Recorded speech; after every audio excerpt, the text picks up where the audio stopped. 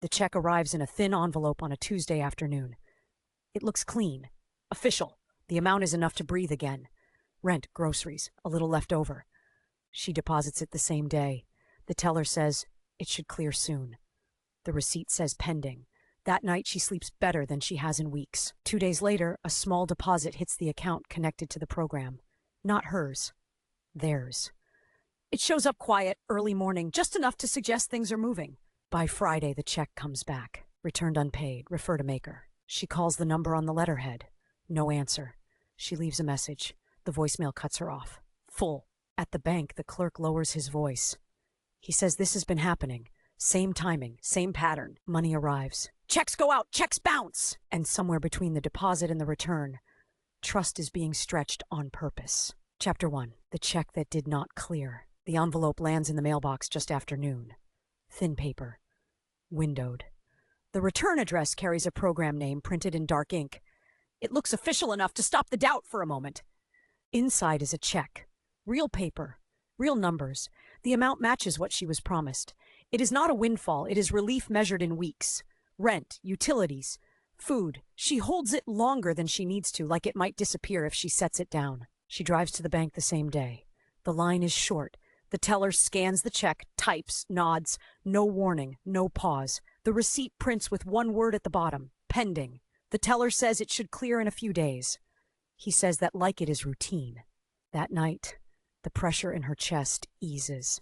She pays nothing yet, but she plans. She counts bills in her head. She tells herself the wait is almost over. 2 days later, early morning, a small deposit appears. Not in her account. In the shared account connected to the payout program. She only knows because she checks everything now. The deposit is modest. Just enough to register. Just enough to suggest movement. It reads like progress. By Friday afternoon, the check reverses. Returned unpaid. The bank uses a phrase she has never seen before. Refer to maker. The funds are removed. The balance drops back to where it was. Worse because now there is a fee. She calls the number printed at the top of the letterhead. It rings. No answer. She leaves a message. Her voice is steady until the end. The voicemail cuts her off. Full. At the bank, the clerk lowers his voice. He says he has seen this. Not once, not twice. He cannot say how many. He tells her the timing is strange. Deposits appear. Checks go out, then returns. Always after. He says it looks like float.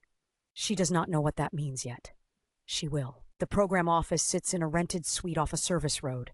No signage beyond a paper notice taped inside the glass. When she arrives, the door is locked. The lights are off. A stack of mail leans against the doorframe inside, visible through the window. She takes photos. Dates. Times. She is not thinking like an investigator yet.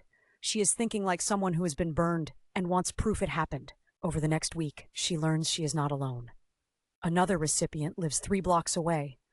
Same envelope, same amount, same bounce. He waited an extra day before depositing. It did not matter. The check still failed. A third recipient says she was told to deposit immediately. She was told delays could cause issues. She complied.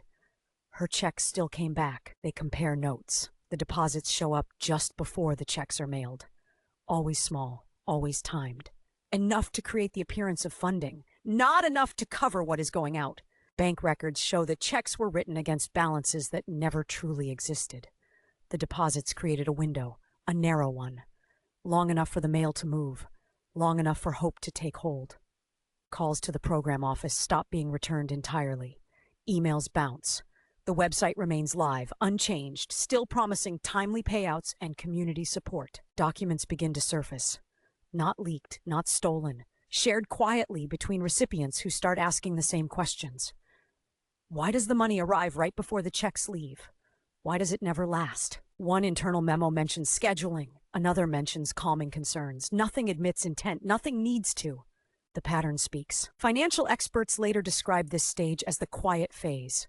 The phase where trust is extended through timing, not payment. Money does not have to be real. It just has to appear real long enough to keep people from panicking. No one has contacted law enforcement yet. The amounts feel small when viewed individually. Each person thinks they are unlucky. Each thinks the issue might resolve next cycle. That belief is part of the structure. The program sends an update email late Friday evening. It blames bank processing delays. It promises corrections. It thanks participants for patience. Some believe it, some want to. Another deposit appears Monday morning, slightly larger this time. The next mail run is scheduled. Envelopes are already printed, names already typed, checks already signed.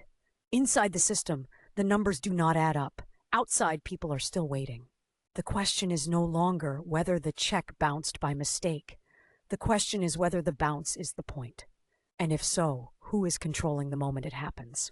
Chapter 2. The timing is the weapon. By the second cycle, the pattern is no longer rumor. It is arithmetic. The deposits begin arriving earlier now. Not by days, by hours. Just enough to register on the bank's overnight systems. Just enough to create a temporary balance that looks alive when checks are queued for mailing. Victims start comparing screenshots, timestamps, posting dates. The deposits cluster tight, usually between 3:15 and 4:30 a.m. The checks are printed later that morning. Mail leaves the building by noon. By the time anyone tries to cash them, the window is already closing. A man named Harris waits this time. He has learned. He holds the check for 3 days. He watches the shared account. He sees the deposit fade. When he finally deposits, the check fails instantly. No delay, no pending status. The bank flags it at the counter. The teller does not look surprised. Another recipient, Denise, is not given the chance to wait. She receives a call the morning her check arrives. The voice is calm, professional. She is told deposits must be made immediately to avoid processing errors. She is told delays create risk. She deposits within the hour. Her check bounces the following week. The pressure tactics are subtle. No threats, no raised voices. Just urgency framed as care. Just enough to keep people compliant. Internal communication begins to surface. Screenshots from an employee chat group. Nothing dramatic. Just logistics. Just reminders. Friday is heavy. Make sure payouts land before mail. Small top-ups only. Enough to show activity. Keep them calm until Friday. No one writes the word bounce. No one needs to. A former staff member agrees to speak on background. Third-party introduction. No names. No recording. Just confirmation. He says the deposits are recycled. New money covers old promises long enough to push the problem forward. He says they track panic closely. Calls, emails, social posts. If noise rises, a deposit appears. If people quiet down, the account goes dry again. He calls it rhythm. Bank analysts call it intentional float abuse. They note the repetition, the predictability, the way deposits never align with actual obligations. One analyst explains it plainly. The money is not meant to pay. It is meant to delay. Delay keeps law enforcement out. Delay keeps participants hopeful. Delay keeps the system breathing. Documents show deposits coming from a single upstream source, a private account. Funds move in small increments, never enough to settle all outstanding checks. Always enough to trigger the next mailing. Victims start asking harder questions. Emails shift tone. Some threaten legal action. Some ask for refunds of fees. Some demand explanations. The program responds selectively, fast to the calm, slow to the angry. The language tightens. They stop promising dates. They start promising reviews. Meanwhile, another mail run goes out. This one is larger, more names, more envelopes. The deposits that preceded it were also larger. Not enough, but closer. Banks notice. An internal alert flags the account for repeated returned items. The same descriptor appears again and again. Returned unpaid. Refer to maker. The frequency crosses a threshold. A freeze is discussed, not executed yet. Inside the program, urgency spikes. Messages reference a shrinking window, a countdown without a clock. A final deposit is pushed early. Larger than any before. Enough to clear some checks if cashed immediately. Enough to confuse the pattern. A few clear, most do not. Victims react differently now. Some rush, some hold, some document everything. Trust fractures unevenly. The whistleblower sends one last message. He says the cycle cannot continue much longer. He says the deposits are almost exhausted. He says leadership believes one more round might buy time. He does not know what happens after that. By the end of the week, the shared account balance is near zero. The next mail run is already printed. The envelopes are stacked. The checks are signed. No one knows yet that the deposits have stopped coming. The trap is set, not for the victims, but for the system itself. When the account freezes, it will freeze mid-motion. And when it does, the truth will no longer be delayed. Chapter 3. When the float collapses, the freeze comes without ceremony. No announcement, no warning email, Just a quiet halt inside the banking system early Monday morning. The account does not reject deposits because none arrive. It does not reject checks because the decision has already been made upstream.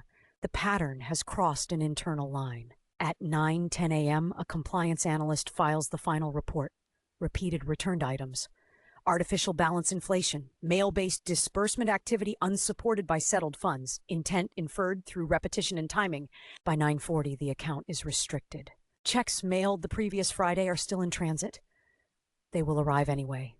They will land in mailboxes like promises already broken. Inside the program office, phones light up. Calls stack. The voicemail fills before noon. Staff are instructed to say nothing beyond a prepared line. Bank issue. Temporary hold. Please allow time. Some recipients try to deposit the checks anyway. The rejection is instant now. No pending status. No delay. The bank screens show the same phrase again and again. Refer to maker. Fees follow. Others do not bother. They have seen this before. The hope is gone. What remains is documentation. Investigators begin tracing the deposits backward. The upstream account leads to a single funding source. Not a grant. Not a pooled trust. A private account controlled by a small group with signing authority. The deposits were never revenue. They were transfers. Short-term infusions meant to reset perception. Once flagged, the history reads clean. The intent becomes visible only in sequence. One deposit alone means nothing. 50 deposits timed before mail runs means something else entirely. Banks share alerts internally.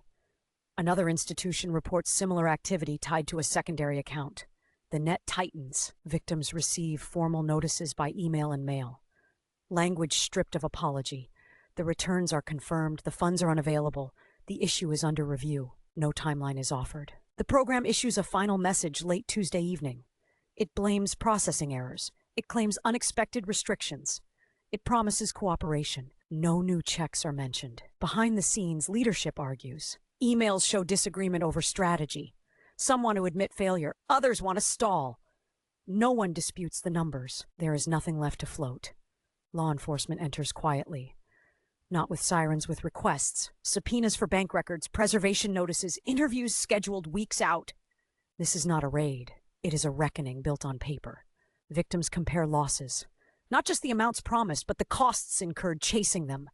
Fees, late rent, overdrafts, missed payments, trust burned in places that do not heal quickly. Some organize, some withdraw, some file civil complaints, some wait, still hoping for restitution. Investigators do not promise it. The financial trail closes clean, deposits stop, mail runs stop. The cycle ends not with a crash, but with silence. In the aftermath, experts explain what happened in plain terms.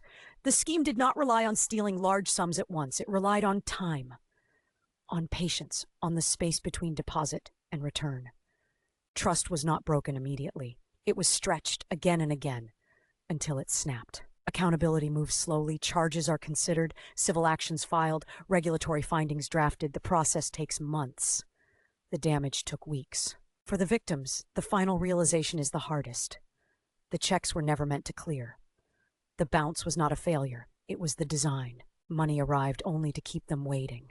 The checks stop coming. The losses remain. And the cost of believing, measured in days and dollars, has already cleared.